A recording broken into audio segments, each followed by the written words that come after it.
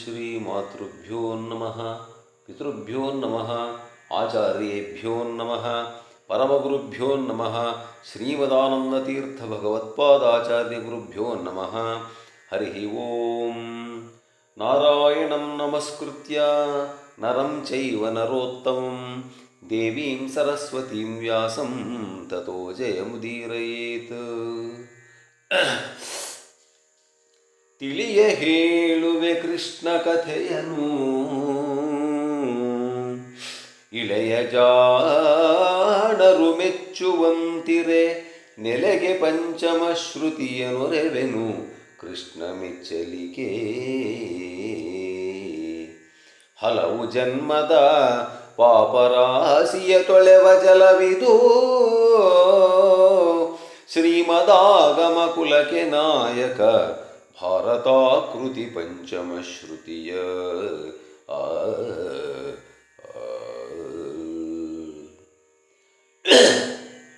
ನನ್ನ ಆತ್ಮೀಯ ಅಧ್ಯಾತ್ಮ ಬಂಧುಗಳೇ, ಕುಮಾರವ್ಯಾಸ ಭಾರತದ ವಿರಾಟ ಪರ್ವದ 9ನೇ ಸಂಧಿ ರಾಯ ಕೌರವ ಸೈನ್ಯ ಕದಳಿ ವಾಯು ಉತ್ತರ ಸಹಿತ, ನಿಜ ಪರರಾಯ ನಂದನ ಬಂಧು ಹೊಕ್ಕನು ಮತ್ಸ್ಯಪುರವರವ.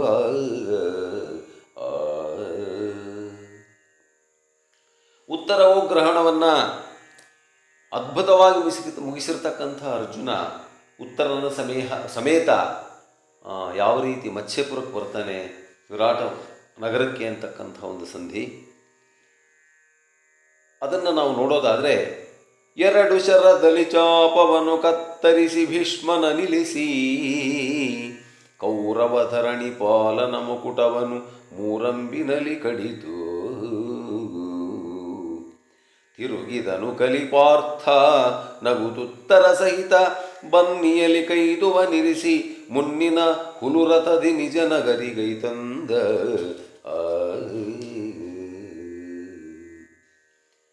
ಸನ್ಮೋಹನಾಸ್ತ್ರ ಪ್ರಯೋಗದ ನಂತರ ಭೀಷ್ಮಾಚಾರ್ಯರಿಗಾಗಲೇ ಎಚ್ಚರಿಕೆ ಆಗುತ್ತೆ. ಭೀಷ್ಮಾಚಾರ್ಯ ಹತ್ರ ಯುದ್ಧಕ್ಕೆ ಇಟ್ಕೊಂಡ್ರೆ ಅಸಾಧ್ಯ ಅಂತ ಅಂದ್ಕೊಂಡಿರ್ತಕ್ಕಂಥ ಅರ್ಜುನ 2 ಚಾಪದಿಂದ ಆ ಭೀಷ್ಮಾಚಾರ್ಯರ ಕೈಯಲ್ಲಿರ್ತಕ್ಕಂಥ ಧನುಸ್ಸನ್ನು ಕತ್ತರಿಸಿಬಿಟ್ಟು ಅಲ್ಲಿಂದ ಜೋರಾಗಿ ರಥವನ್ನು ಹರಿಸಿ ಉತ್ತರ ಇಬ್ಬರೂ ಕೂಡ ಆ ಬನ್ನಿ ಗಿಡದ ಹತ್ರ ಬರ್ತಾರೆ ಅಂತಕ್ಕಂಥ ಹಿಂದಿನ ಸಂಧಿಯ ಒಂದು ಸಾರಾಂಶದ ಪ್ರಕಾರ ಮುಂದುವರಿಸೋದಾದರೆ, ಕೇಳು ಜನಮೇ ಜಯ ಧರಿತ್ರಿ ಪಾಲ,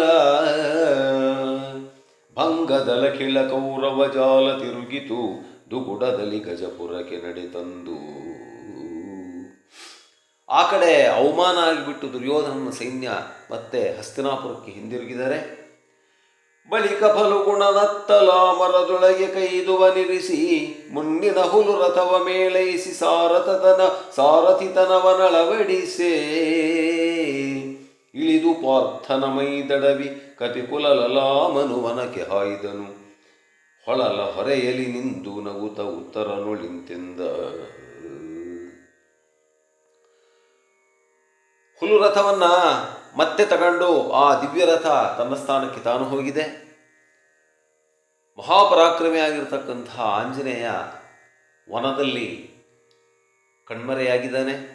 ಆಶೀರ್ವಾದ ಮಾಡಿ ಅರ್ಜುನನಿಗೆ 4 ವೇದಗಳೇ 4 ಕುದುರೆಗಳು ಅನಿಸಿಕೊಳ್ಳತಕ್ಕಂಥ 4 ಕುದುರೆಗಳು ಅದೃಶ್ಯವಾಗಿವೆ. ಸಾಮಾನ್ಯವಾಗಿರ್ತಕ್ಕಂಥ ಮುನ್ನಿನ ರಥವನ್ನು ಏರಿರತಕ್ಕಂಥ ಅರ್ಜುನ ಸಂತೋಷವಾಗಿ ಮತ್ಸ್ಯನಗರಿಗೆ ಹಿಂದಿರುಗತಕ್ಕಂಥ ಸಂದರ್ಭ. ಅವಾಗ ಅರ್ಜುನ ಉತ್ತರಿಗೆ ಹೇಳ್ತಾನಂತೆ, ಉತ್ತರ ಕರೆದು ದೂತರಿಗರುಹು ನೀನೇ ದುರವ ಜಯಿಸಿದೆನೆನ್ನು,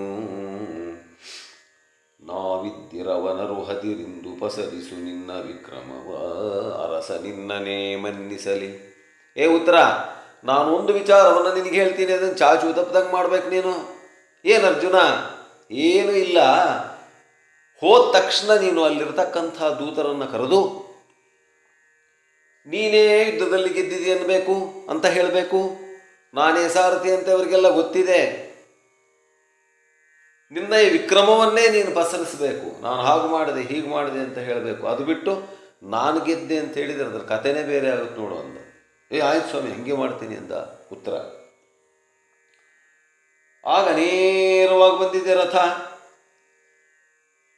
ಅರಮನೆಯ ಹೊಕ್ಕವನಿಪತಿಯು ಉಬ್ಬಿನಲ್ಲಿದೆ ಉಬ್ಬಿನ ಅರಮನೆಯ ಹೊಕ್ಕವನಿಪತಿ ಉತ್ತರನ ಕಾಣದೆ. ಈ ಕಡೆ ವಿರಾಟ ರಾಜ ದಕ್ಷಿಣ ಗೋಗ್ರಹಣಕ್ಕೆ ಹೋಗಿರತಕ್ಕಂಥವನು ಹಿಂದಿರುಗಿ ಬಂದು ನೋಡ್ತಾನೆ, ಉತ್ತರನೇ ಇಲ್ಲ, ಏನು ಮಾಡಬೇಕು? ಕಂದನೆತ್ತಲೂ ಸರಿದನೆನೆ ರಾಣಿಯರು ಭಿನ್ನವಿಸಿದರು ಭೂಪತಿಗೆ. ಏನ್ರಮ್ಮ ನನ್ನ ಮಗನ ನೋಡಿದ್ರ ಅಂತ ಕೇಳಿದರೆ, ಇಷ್ಟೋ ಇಲ್ಲೇ ಇದ್ದ ಆ ಕೌರವನ ಸೈನ್ಯ 100,000 ಆಕಳುಗಳನ್ನು ಸೆರೆ ಹಿಡಿದಿದ್ದು ನೋಡಿಬಿಟ್ಟು ನಾನು ಯುದ್ಧಕ್ಕೆ ಹೋಗ್ತೀನಿ ಅಂತ ಹೇಳಿಬಿಟ್ಟು ಕೌರವ್ರ ಮೇಲೆ ಯುದ್ಧಕ್ಕೆ ಹೋಗಿದ್ದಾನೆ. ಮಹಾರಾಜರೇ, ಏನಾಗ್ಬಿಡ್ತು ಈ ವಿಚಾರ ತಿಳಿದ ತಕ್ಷಣ, ಅವ್ರು ಹೇಳಿದ ತಕ್ಷಣ ಇವನಿಗೆ ಎಂದರೆ ಒಡಲೊಳು ಕೂರಲಗು ಮುರಿದಂದದಲ್ಲಿ ಕಳವಳಿಸಿದನು ಮನನೊಂದನು ಅಕಟಾ ಕುಮಾರನೆತ್ತಲು ರಾಯದಳವೆತ್ತ. ಅಯ್ಯೋ ರಾಮ, ನನ್ನ ಮಗ ದುರ್ಯೋಧನನ ಸೈನ್ಯವನ್ನು ಗೆಲಿಯಕ್ಕೆ ಹೋದ್ನ. ಅವರೆಂಥೋರು, ಇವನೆಂಥೋನು, ಅವರ ಅತಿರಥ ಮಹಾರಥರು. ಇವನು ನೋಡಿದರೆ ಸಾಮಾನ್ಯವಾಗಿರ್ತಕ್ಕಂಥ ಒಬ್ಬ ಯೋಧ. ಮಗಗೆ ಪಡಿ ಬಲವಾಗಿ ಬಲು ಮಂತ್ರಿಗಳನ್ನು ಅವನಿಪಕಳು ಬೀಳು ಕೊಟ್ಟನು. ಅಲ್ಲಿರ್ತಕ್ಕಂಥ ಮಂತ್ರಿಗಳನ್ನು ಕರೆದ, ಬಾ ಹೋಗ್ರಯ್ಯ ಬೆಂಗಾವಲಾಗಿ, ಅವನೇನು ಗತಿ ಆದ್ನೋ ಏನು ಕಥೆನೋ, ಹೋಗಿ ಆ ಬೃಹನ್ನಳೆಯನ್ನು ಕರ್ಕೊಂಡು ಹೋಗಿದ್ದಾನಲ್ಲಯ್ಯ ಸಾರಥಿಯಾಗಿ. ಇಬ್ಬರು ಅಂತವರೇ ಹೋಗಿದ್ದಾರೆ. ಮೊಗದ ಹರುಷದಳ ಕಿಳ ದೂತಾಳಿಗಳು ಬಂದುದು ಗುಡಿಯ ಕಟ್ಟಿಸು ನಗರಿಯಲ್ಲಿ ಕಳುಹಿದಿರುಗೊಳಿಸು ಕುಮಾರ. ಅಷ್ಟೊತ್ತಿಗೆ ಏನು ಹೊಗಳಬಟ್ಟು ಬಂದುಬಿಟ್ರು. ಮಹಾರಾಜರೇ, ನೀವೇನು ಚಿಂತೆ ಮಾಡಬೇಡ್ರಿ, ಉತ್ತರ ಕುಮಾರ ಆ ಕೌರವನ ಸೈನ್ಯವನ್ನು ಧೂಳಿಪಟ ಮಾಡಿ ಬಂದುಬಿಟ್ಟಿದ್ದಾನೆ.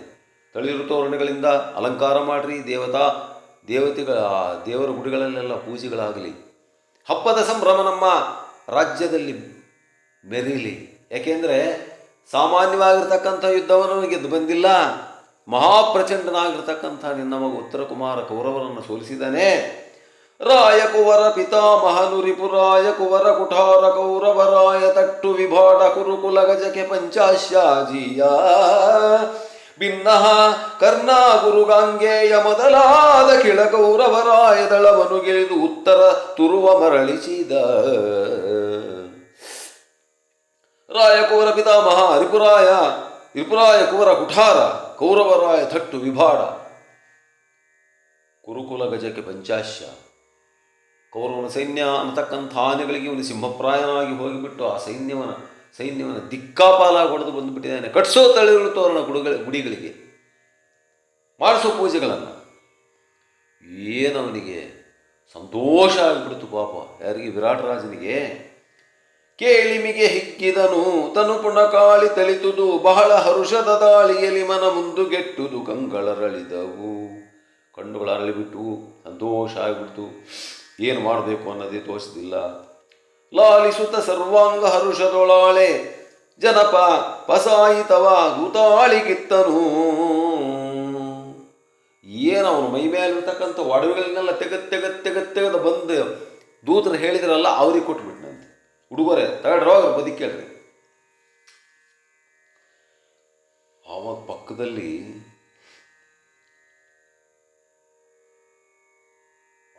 ಆರತಿಗಳು ಅವೆಲ್ಲ ಎತ್ತೋದಕ್ಕೆ ಹೆಣ್ಣು ಮಕ್ಕಳೆಲ್ಲ ರೆಡಿಯಾಗಿಬಿಟ್ರು ಉತ್ತರನಿಗೆ. ಅವರೆಲ್ಲ ಅಲ್ಲಿ ಹೋಗ್ತಿದ್ದಾರೆ. ಆವಾಗ ಪಕ್ಕದಲ್ಲೇ ಅಲ್ಲಿ ಕಂಕಭಟ್ಟ ಇದ್ದ. ಆವಾಗ ವಿರಾಟ ರಾಜ ಹೇಳಿದ, ಏ ಕಂಕ ಬರೋ, ಕವಿದು ನೂಕುವ ಹರುಷವನು ಸಂತರಿಸಲರಿಯನು ಕಂಕ, ನಿನ್ನೊಡನೆ ಬಗೆ ವಿಮಲ ದ್ಯೂತ ಕೇಳಿಗೆ ಚಿತ್ತವಾಯ್ತೆನಲು.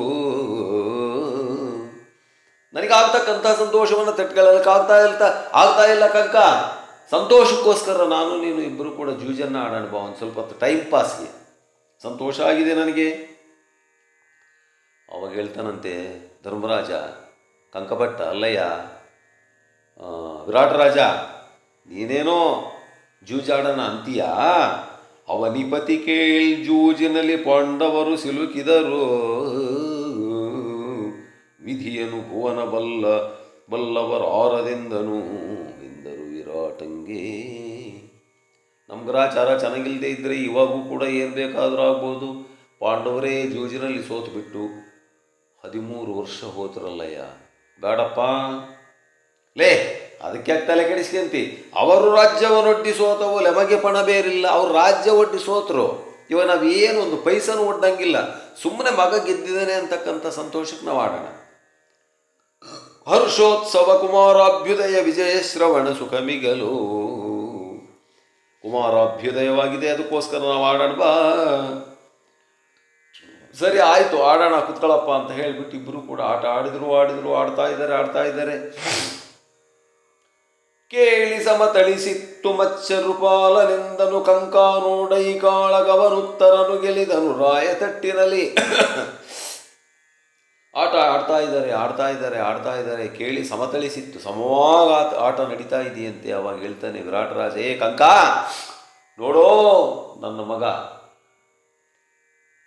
ಏನು ಮಹಾಪ್ರಚಂಡವಾಗಿರತಕ್ಕಂಥ ಕೌರವನ ಸೈನ್ಯವನ್ನು ಗೆದ್ದಿದ್ದಾನೆ ಅಂದರೆ ಯೋಚನೆ ಮಾಡು. ಇನ್ನು ಹೆಂಗೆ ಗೆದ್ದಿರ್ಬೋದು? ಯಾಕೆಂದರೆ ಶೂಲಪಾಣಿಗೆ ಸೆಡೆಯದ ಹಿತ ಬಟಾಳಿ ಸೋತುದು ಈಶ್ವರನಿಂದ ಆಗದೇ ಇರತಕ್ಕಂಥ ಕೆಲಸವನ್ನು ನನ್ನ ಮಗ ಮಾಡಿದ್ದಾನೆ. ದಿವಿಜನರೊಳು ಹೋಲುವವರುಂಟೇ ಕುಮಾರನನು ಏನ ಹೇಳಿಂದ.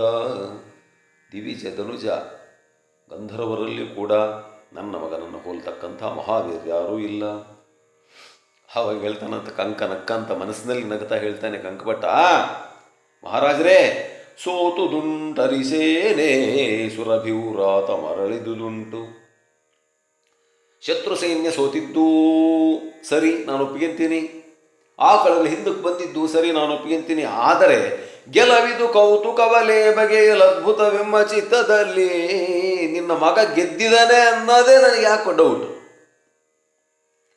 ಮಾತು ಹೋಲವೆಯಹುದು ಅಲ್ಲ, ಆದರೆ ಒಂದು ರೀತಿ ಯೋಚನೆ ಮಾಡಿದರೆ ಸರಿ ಅನ್ಸುತ್ತೆ. ಹೆಂಗೆ ಅಂದರೆ, ಜಗವಿಖ್ಯಾತ ಸಾರಥೀರೆ ಕುಮಾರನಿಗೆ ಏಕೆ ಭೀತಿ? ಪ್ರಪಂಚಕ್ಕೆ ಪ್ರಖ್ಯಾತನಾಗಿರ್ತಕ್ಕಂಥ ಸಾರಥಿ ಇದ್ದಾಗ ನಿನ್ನ ಮಗನಿಗೆ ಬಂದಿರೋ ಭಯ ಏನಯ್ಯ?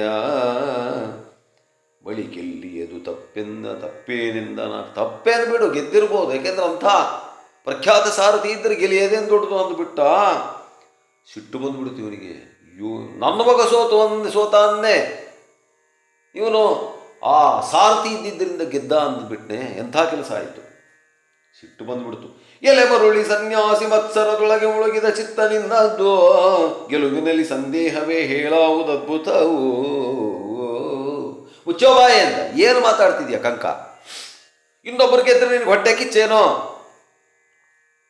24 ಗಂಟೆ ಬರೇ ಆ ಸೈರಂಧ್ರಿ ಪರ ವಹಿಸ್ಕೊಂಡು ಮಾತಾಡಿದಾಳೆ. ಯಾರು? ಆ ಬೃಹನ್ನಳೆ ಪರ ವಕಾಲತ್ತು ವಹಿಸ್ಕೊಂಡು ಮಾತಾಡೋದೇ ಆಗ್ಬಿಟ್ಟಿದೆ. ನಿನ್ನ ನಡೆ ಬರ ನೋಡ್ತಿದ್ದೀನಿ ಒಂದು ವರ್ಷದಿಂದ. ಅಳುಕುವನೇ ಸುಕುಮಾರ ಸಾರಥಿ ಬಲುಹನುಳ್ಳವನ್ನೇ. ಏನೋ ನನ್ನವಾಗ ಹೆದರ್ತಾನ ಸಾರಥಿ ಮಹಾವೀರನ. ಕುಮಾರಗೆ ಭೀತಿ ಬಳಿಕೆಲ್ಲಿ ಅದು ತಪ್ಪೇಯಲ್ಲ. ಬಳು ನಪುಂಸಕನಲ್ಲಿ ನಿರಂತರ ಪಕ್ಷವೆಂದು ವಿರಾಟ ಕತಿಗೊಂಡ. ಯಾವಾಗ ನಪುಂಸಕನ ಮೇಲೆ ನಪುಂಸಕನ ಬಗ್ಗೆನೇ ಮಾತು, ಅವನ್ನೇ ಹೋಗಲೇ ಹೇಳ್ತಿರೋದು. ನೀನು ನಡೆ ಬರ ಒಂದು ಬಿಟ್ಟ. ಕತಿಯ ಹಿಡಿಯದಿರ ರಸ ದಿಟ ನೀನ ಅತಿಶಯವ ಬಯಸುವರೆ ಜನ ಸಮ್ಮತವು ಸಾರಥಿ ಗೆಲಿದರೆಂದೇ ಹೊಯ್ಸು ಡಂಗುರವ. ಮಹಾರಾಜ ಕಂಕಭಟ್ಟ ಹೇಳ್ತಾನೆ, ಅಪ್ಪ ವಿರಾಟ್ ರಾಜ, ಸಿಟ್ಟು ಮಾಡ್ಕೋಬೇಡಯ್ಯ, ನಿಜವನ್ನು ಹೇಳ್ತಾ ಇದ್ದೀನಿ ನಾನು. ಕತಿಯ ಹಿಡಿಯದಿರ ರಸ, ಸಿಟ್ಟು ಮಾಡಬೇಡ. ದಿಟ ನೀನು ಅತಿಶಯವ ಬಯಸುವರೆ ಜನಸಮ್ಮತವು ಸಾರಥಿ ಗೆಲಿದನೆಂದೇ ಹೊಯ್ಸು ಡಂಗುರವ. ಸಾರಥಿನೇ ಗೆದ್ದ ಅಂತ ಡಂಗುರ ಹೊಡಿಸ್ಬಿಡು. ಸುತನು ಸಾರಥಿ ಎಂದು ಸಾರಿಸು. ನಿನ್ನ ಮಗನೇ ಸಾರಥಿ ಅಂತ ಡಂಗುರ ಹೊಡಿಸು. ವಿತತವಲ್ಲಿದು ಪಕ್ಷಪಾತ ಸ್ಥಿತಿಯ ನಾಡವು ಕವಲು ನಾಲಿಗೆ ಇಲ್ಲ ತಮಗಿಂದ. ಕವಲು ನಾಲಿಗೆ ಇಲ್ಲ ನನಗೆ, ಪಕ್ಷಪಾತ ನನಗಿಲ್ಲ. ಆ ರೀತಿ ನೀನು ತಪ್ಪು ತಿಳ್ಕಬೇಡ. ಯಾಕೆ ಅಂದರೆ ನಿನ್ನ ಮೋಹದ ಕಂಗಳಿಗೆ ಮಗನುನ್ನತೋನ್ನತ ಸತ್ವವೆಂದೇ ಉನ್ನತೋರಿತು ಹೊಲ್ಲೆ ಹವೆ ಸಂಸಾರಕ ಭ್ರಮೆಗೆ. ಹಡದ ಹೊಟ್ಟಿಗೆ ಹೆಗ್ಗಣ ಮುದ್ದು ಅಂತಾರೆ ಮಹಾರಾಜ. ನಿನ್ನ ಮಗ ನಿನಗೆ ಹೆಚ್ಚು ಅಂತ ನಿನಗೆ ತೋರಿಸಿರ್ಬೋದಾಗಲಿ, ಆದರೆ ನಿಜ ಇದೇ ನಾನು ಹೇಳಿದ್ದು. ಇನ್ನು ಗೆಲಿದವನ ಬೃಹನ್ನಳೆ ನಿನ್ನ ಮಗಗಳು ಕುವರೇ ಭೀಷ್ಮರು ಕರ್ಣಾ ಕೃಪಾ ಗುರು ಕುರುಸೋ ತನುಭವರೆಂದನು. ಆ ಕಂಕ ಹಲ್ಲಯ್ಯ ಬೃಹನ್ನಳೆನೇ ಗೆದ್ದಿದ್ದಾನೆ, ನಿನ್ನ ಮಗ ಸೋತಿದ್ದಾನೆ. ಯಾಕೆ ಅಂದರೆ ನಿನ್ನ ಮಗನಿಗೆ ಹೆದರ್ತಾರೇನಯ್ಯ ಭೀಷ್ಮ, ದ್ರೋಣ, ಕರ್ಣ, ಕೃಪ, ಅಶ್ವತ್ಥಾಮ, ಮಹಾಪ್ರಚಂಡರಾಗಿರ್ತಕ್ಕಂಥವ್ರು, ಅತಿರಥ ಮಹಾರಥರು ಹೆದರ್ತಾರೇನೋ ನಿನ್ನ ಮಗನಿಗೆ. ಸಿಟ್ಟು ಬಂದುಬಿಡ್ತು ಅವನಿಗೆ. ಅಲ್ಲಿ ತನಕ ತಾಳ್ಕೊಂಡಿದ್ದ ವಿರಾಟ್ ರಾಜ ಕೈಯಗೆ ಆ ಪಗಡೆ ಹಿಡ್ಕೊಂಡಿದ್ದಾನೆ. ಸಿಟ್ಟು ಬಂದ್ಬಿಡ್ತು. ಅದಕ್ಕೆ ಕೋಪವೆಂಬುದು ಅನರ್ಥ ಸಾಧನ, ಕೋಪವೇ ಸಂಸಾರ ಬಂಧನ, ಕೋಪದಿಂದ ಉರುತರದ ಸುಕೃತವು ಲಯವನೈದುವುದು, ಕೋಪವನ್ನು ವರ್ಜಿಸಲು ಬೇಹುದು, ಕೋಪವುಳ್ಳವನ ಅವನೇ ಆಗಲಿ ಆ ಪುರುಷ ಇಹ ಪರಕ್ಕೆ ಚಿತ್ತೈಸ ಎಂದನ ವಿದುರ. ಮನುಷ್ಯನಿಗೆ ಕೋಪ ಇರಬಾರದು. ಶಾಂತ ಮೂಲೇಕ ಸೌಖ್ಯ ಮೂಲೇದು ಸಾರಸದಳ ನಯನ ದಾಂತುನಿ ಕೈನ ವೇದಾಂತುನಿ ಕೈನ ಶಾಂತ ಮೂಲೇಕ ಸೌಖ್ಯ ಮೇಲೇದು ಸಾರಸದಳ ನಯನ ಅಂತ ತ್ಯಾಗರಾಜರು ಹೇಳೋ ಹಾಗೆ ಶಾಂತಿ ಇರಬೇಕು. ಹಂಗೆ ಇವನಿಗೆ ಸಿಟ್ಟು ಬಂದುಬಿಡ್ತು. ಏನು ಮಗನ ಬೈದು ಇಂಥ ಮಾತು ಅಂದುಬಿಟ್ನಲ್ಲ ಇವನು ಕಂಕ ಅಂತ ಹೇಳಿಬಿಟ್ಟು, ಎನಲು ಕತಿಬಿಗು ಹೇರಿ ಹಲು ಹಲು ದಿನುತೆ ಕಂಗಳಲ್ ಉರಿಯನು ಬುಳುತ್ತಾ ಕನಲಿ ಬಿಗಿದ ಉಡೊತ್ತಿ ಕನಕದ ಸಾರಿಯನ್ನು ನೆಗಹಿ. ಕನಕದ ಸಾರಿ ಬಂಗಾರದ ಪಗಡೆಗಳನ್ನು ತಗೊಂಡ್ಬಿಟ್ಟು ಇಟ್ಟುಬಿಟ್ಟ. ಜನಪದಿಯ ಹಣೆ ಒಡೆಯಲಿಡೆ. ಏನು ಅವನು ಹಣೆ ಒಡೆಯಂಗೆ ಬಿಟ್ಟುಬಿಟ್ಟ, ಹೊಡೆದು ಬಿಟ್ಟ. ಕೈಯಾಗಿರೋ ಆ ಪಗಡೆ ತಗೊಂಡು ಹಣಿಗೆ ಬಿಟ್ಟುಬಿಟ್ರೆ ಜಾಜಿನಗಿರಿಯ ನಿರ್ಜರದ ಓಲ್ಭೋಂಕೆನಲು ರುಧಿರದ ಧಾರೆ ಸಿಡಿದುದು ಶಿರದ ಸೆಲೆಯೊಡೆದು. ಏನು ಸುಮ್ಮನೆ ತಡ ಅಂತ ಹೊಡೆದ ತಕ್ಷಣ ಬುರು ಊದಿಕೊಂಡು ರಕ್ತ ಬಂದುಬಿಡ್ತು. ಆ ರಕ್ತವನ್ನು ಕೈಯಲ್ಲಿ ಹಿಡಿದಿದ್ದಾನೆ ಧರ್ಮರಾಜ. ಸೈರಿಸುತ್ತ ಕೈಯೊಡ್ಡಿರ ಕುತದ ಧಾರೆಯನ್ನು ಕೈ ತುಂಬ ಹಿಡಿದ ಅತಿಧೀರನು. ಅತಿಧೀರ ಅಂದ ಕುಮಾರವ್ಯಾಸ ಧರ್ಮರಾಜನನ್ನು. ಅವನಿಗಿನ್ನಷ್ಟು ಸಿಟ್ಟು ಬಂದಿರಬೇಕು, ವಧೆ ತಿಂದು ಅವರಿಗೆ. ಆದರೂ ಕೂಡ ಅವನಿಗೆ ಶಾಂತಿ ಇತ್ತು, ಅದಕ್ಕೋಸ್ಕರ ಅವನನ್ನು ಧರ್ಮರಾಜ ಅಂತ ಕರೀತಾರೆ. ಎನಲು ಸೈರಿಸುತ್ತ ಕೈಯೊಡ್ಡಿ, ಕೈಯನ್ನು ಒಡ್ಡಿಬಿಟ್ಟಿದ್ದಾನೆ ಹುಟ್ಟತಕ್ಕಂಥ ರಕ್ತಕ್ಕೆ. ರಕುತದ ಧಾರೆಯನ್ನು ಕೈ ತುಂಬ ಹಿಡಿದು ಅತಿ ಧೀರ, ತುಂಬಿದೆ ರಕ್ತ, ಅದನ್ನು ಕೆಳಗಡೆ ಬಿಡ್ತಾ ಇಲ್ಲ, ನೆಲಕ್ಕೆ ತಾಗೋದಕ್ಕೆ. ಓರೆನೋಟದಲ್ಲಿ ಸೈರಂದ್ರಿಯನು ಕರೆಯೇ. ದೂರ ಸೈರಂದ್ರಿ ನಿಂತಿದ್ದಲ್ಲಿ ಇದನ್ನೆಲ್ಲ ನೋಡ್ತಾ ಇದ್ದಾಳೆ ದ್ರೌಪದಿ. ಸೈರಂದ್ರಿ ಓರೆನೋಟದಿಂದ ಕಣ್ಸನ್ನಿಯಿಂದ ಅವಳನ್ನು ಕರೆದಿದ್ದಾನೆ. ನಾರಿ ಹರಿತಂದ ಕಟಾನೊಂದನು ಕಾರುಣಿಕ ಸನ್ಯಾಸಿ ಎನ್ನುತ್ತ ವಿಕಾರಿಸದೆ ಸೆರಗಿನಲ್ಲಿ ತೋದಳು ಬಹಳ ಶೋಣಿತವೋ. ಯೋರಮ ಕಾರುಣಿಕ ಸನ್ಯಾಸಿ, ಇವನು ಕಾರಣಕ್ಕೋಸ್ಕರ ಹುಟ್ಟಿರ್ತಕ್ಕಂಥ ಕಾರಣಿ ಪುರುಷ. ನೊಂದು ಬಿಟ್ಟ ಅಂತ ಓಡಿ ಬಂದುಬಿಟ್ಟು ಆ ಸೀರೆ ಸೆರಗನ್ನ ಇಳಿಬಿಟ್ಟಿದ್ದಾಳೆ. ಆ ಬೊಗಸೆ ಒಳಗೆ ಅದೊಂದು ತೊಟ್ಟು ಕೆಳಗೆ ಬಿಡದಂಗೆ ಎಲ್ಲ ಹೀರ್ಕೊಂಡ್ಬಿಡುತ್ತಂತೆ ಸೀರೆ. ಮಡದಿಕರ ಪಲ್ಲವದೊಲರಸಿದಳು ಅಡಿಗಡಿಗೆ, ಹಣೆಯನು ಕಪೋಲವ ತೊಡೆದು ತೊಳೆದಳು ಮುಖವದನವ ಕಂಡು ಬೆರಗಾಗಿ. ಏನು ಬಂದಿದ್ದಾಳೆ ಪಾಪ, ಹಣೆಯನ್ನು ಬರೆಸಿದಾಳೆ, ಮುಖವನ್ನು ತುಳಿಸಿದಾಳೆ. ಆವಾಗ ಪಕ್ಕದಾಗ ಇವನು ದಿಗ್ಭ್ರಮೆ ಆಗಿಬಿಟ್ಟ. ಯಾರು? ವಿರಾಟ್ ರಾಜ. ಕೇಳ್ತಾನಂತೆ, ಅಮ್ಮ ತಾಯಿ ಹಿಡಿದೆ ರಕುತವನೇಕೆ ಕಾಮಿನಿ ನುಡಿ ನಿಧಾನವನು, ಇವರು ನೊಂದರೆ ಮಿಡುಕಲೇತಕೆ ನೀನೆನುತ ದುರುಪದಿಯ ಬೆಸಗುಂಡ.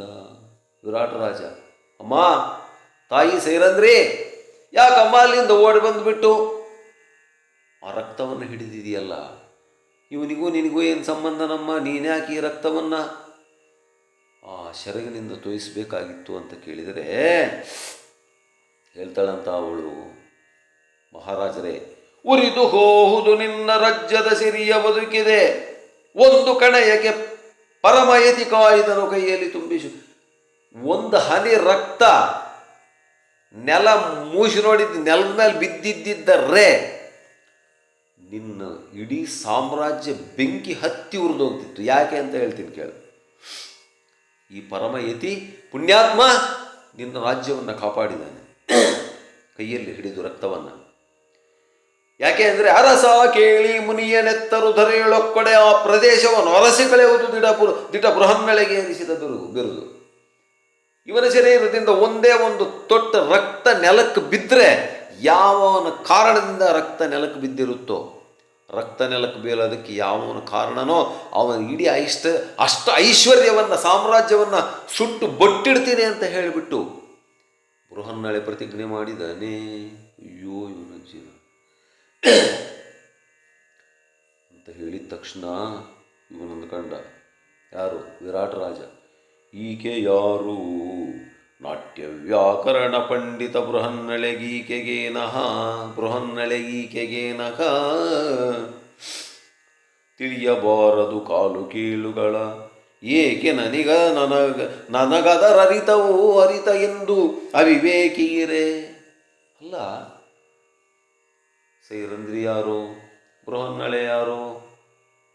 ಕಂಕ ಯಾರು? ಇವ್ರಿಗೇನು ಸಂಬಂಧ? ಅವಳೆ ಯಾಕೆ ಬಂದು ರಕ್ತ ಹಿಡಿಬೇಕು? ಇವನ ಶರೀರದಿಂದ ತೊಟ್ಟ ರಕ್ತ ನೆಲಕ್ಕೆ ಬಿದ್ದರೆ ಬೀಳಿಸಿದವರು ವಂಶ ನಿರ್ನಾಮ ಮಾಡುತ್ತೀನಿ ಅಂತ ಹೇಳಿ ಬೃಹನ್ನಳೆ ಯಾಕೆ ಶಬ್ದ ಮಾಡಬೇಕಾಗಿತ್ತು? ಇದೇನಪ್ಪ, ಅರಿಯಬಾರದು ಕಾಲು ಕೀಳುಗಳ ಕಾಲ ಕೀಳು. ಈ ಕಾಲ ಯಾವ ಟೈಮಿಗೆ ಏನೋ ಬ್ಯಾಡ ಬಿಡಪ್ಪ ಸ್ವಾಮಿ, ನಮಗೆ ಯಾಕೆ ಬೇಕು? ಪ್ರಶ್ನೆ ಮಾಡೋಕೆ ಹೋದ್ರೆ ನನ್ನ ತಲೆನೇ ಓದಿತು ಅಂದ್ಕೊಂಡು ಅವನು ತೆಪ್ಪಗೆ ಸುಮ್ಮನೆ ಅಲ್ಲಿಂದ ಎದ್ದು ಹೊಂಟ.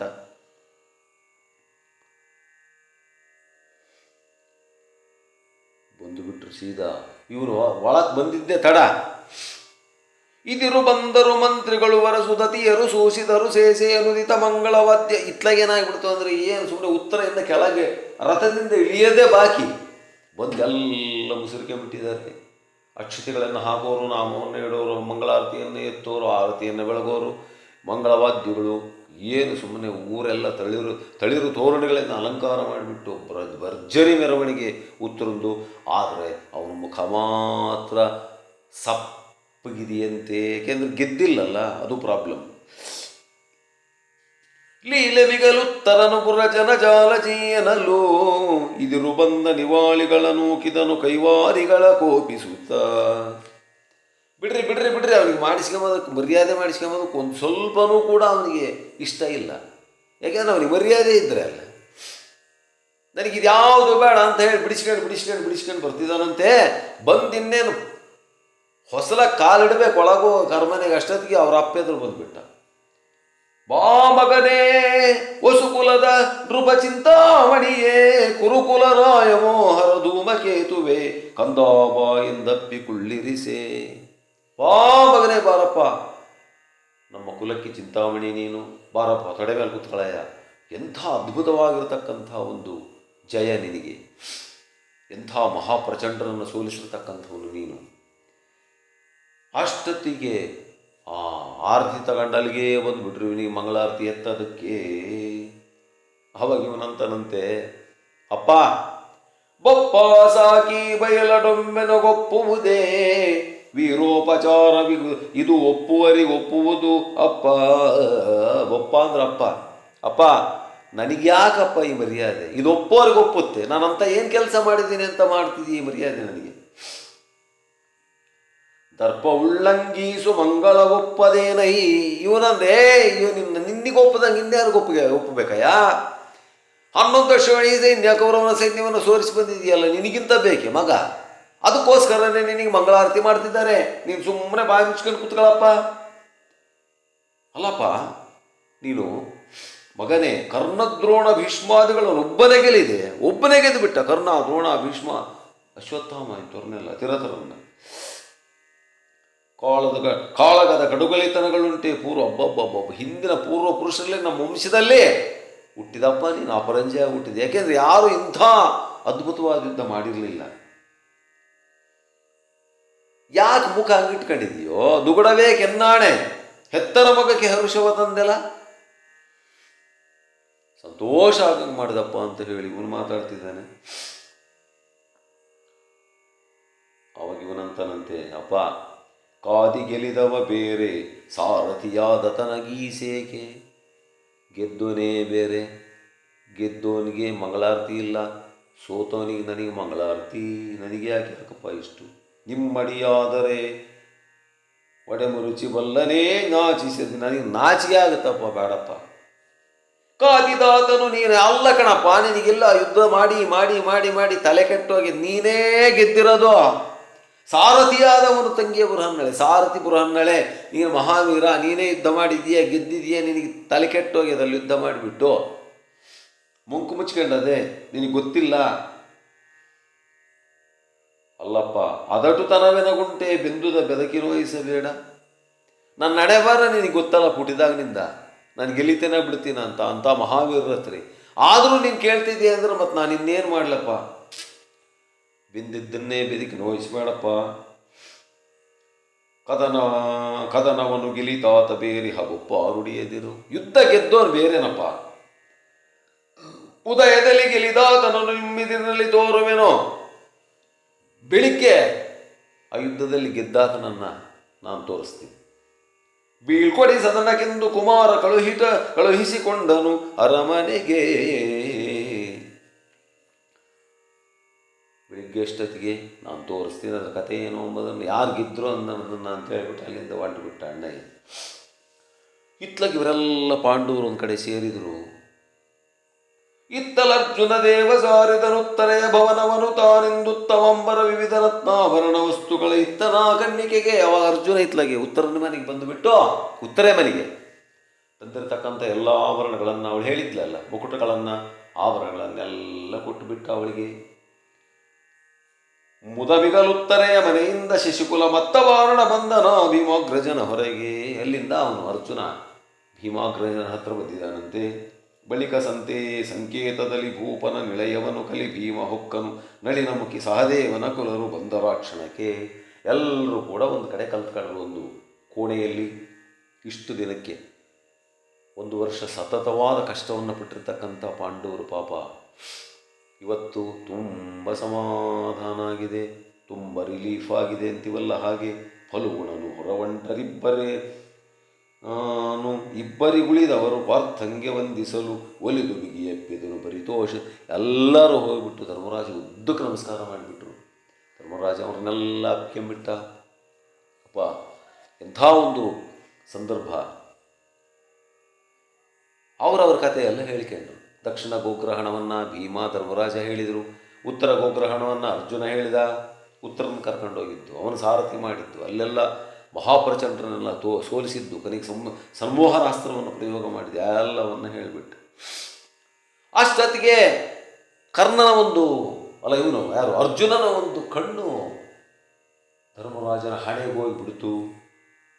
ನಿಲುಕಿರಾಯನ ಹಣೆಯ ನೋಡಿದ ಬಳಿಕ ಕಂಡನಿಗೇನು ನೊಸಲಿಂದಿಳಿಯುತ್ತಿದೆ ನಸು ರಕ್ತ ಬಿಂದುಗಳೆಂದ ನಾವು ಪಾರ್ಥ. ಹಣ ಅದಿರಲಿ, ನಿನ್ನ ಹಣೆಯಿಂದ ಏನಣ ರಕ್ತ ಹುಟ್ಟುತ್ತಾ ಇದೆಯಲ್ಲ, ಸ್ವಲ್ಪ ಸ್ವಲ್ಪ ಒಸರ್ತಾ ಇದೆ.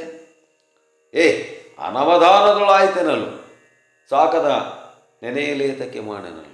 ಏನೋ ಎಲ್ಲೋ ಅದೆಷ್ಟು ಏನೋ ತಗುಲಿತೋ ಏನೋ ಆಯ್ತು ಬಿಡಪ್ಪ, ಅದನ್ನ ಯಾಕೆ ತಲೆ ಕೆಡಿಸ್ಕೊಂತೀಯ ಅಂದರೆ, ಮಿಗೆ ಕನಲು ಅರ್ಜುನ ನರಿದನ ದ್ರೌಪದಿಯ ಸೂರುಳಿಸಿ.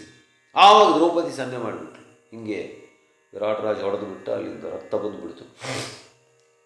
ಅವನು ಬೊಗಸೆಯಲ್ಲಿ ಹಿಡ್ದ. ನಾನು ಹೋಗಿ ಸೀರೆಯನ್ನು ಇಟ್ಟು ಅದನ್ನು ಎಲ್ಲ ಹೀರೋ ಹಂಗೆ ಮಾಡಿದೆ ಅಂದ ತಕ್ಷಣ ಏನು ಸಿಟ್ಟು ಬಂದುಬಿಡ್ತು. ಪಕ್ಕದಾಗೆ ಭೀಮಸೇನ ಎದ್ದುಬಿಟ್ಟ. ಸಿಟ್ಟು ಬಂದುಬಿಡ್ತು. ಕಲುಹ ಬೇಕೇ ಕೀಚಕೇಂದ್ರ ಬಳಗವಿದ್ದಲ್ಲಿಗೆ. ಅಣ್ಣ ಹೇಳೋಣ, ಯಾವನು ಕೆಲಸಕ್ಕೆ ಬರೋದು ನನ್ನ ಮಗ ಈ ಕೆಲಸ ಮಾಡಿದ್ದಾನೆ. ವಿರಾಟನ ತಲೆ ಋಣ ಸಾಲಿಗನಲೇ ಶಿವ ಶಿವ ಮಹಾದೇವ. ನೆಲದೊಳಕ್ಕುದೆ ರಕ್ತ. ಅಣ್ಣ ನೆಲಕ್ಕೆ ಬಿತ್ತೇನ ರಕ್ತ, ಹೇಳೋಣ. ಅವದಿರವ ಕುಲವ ಸವರುವೆನೆನುತ ಇವನ ಸೀಳಿದು ಬಲಿಯ ಕೊಡುವೆನು ಭೂತಗಣಕ್ಕೆ ಎನ್ನುತ್ತಾ ಎದ್ದನ ಭೀಮ. ಇವನು ಸೀಳಿಬಿಟ್ಟು ಭೂತಪ್ರೇತ ಪಿಶಾಚಾದಿಗಳಿಗೆ ಔತಣವನ್ನು ಮಾಡ್ತೀನಿ ಅಂತ ಹೇಳಿಬಿಟ್ಟು ಭೀಮ ಎದ್ದು ಬಿಟ್ಟ ಅಂತಕ್ಕಂಥದ್ದಲ್ಲಿಗೆ ಆ ಒಂದು ಸಂಧಿ ಮುಗಿದಿದೆ. ಓಂ ಶ್ರೀ ಕೃಷ್ಣಾರ್ಪಣಮಸ್ತು.